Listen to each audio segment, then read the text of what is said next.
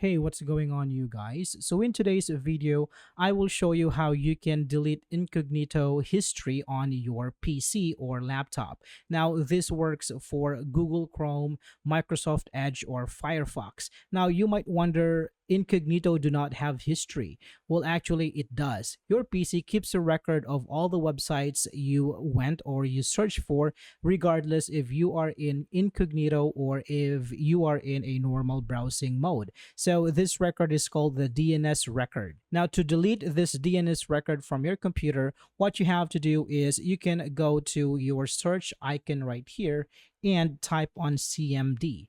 So this is going to open up your command prompt. Now you can right click on it and click on run as administrator.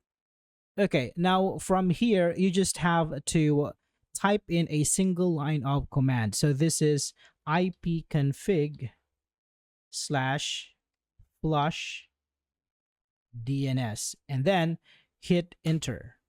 So here it says successfully flush the DNS resolved cache. So it means to say that the DNS record is now deleted. All right, so I hope this is helpful for you guys. Thank you so much for watching, and I will see you on the next one.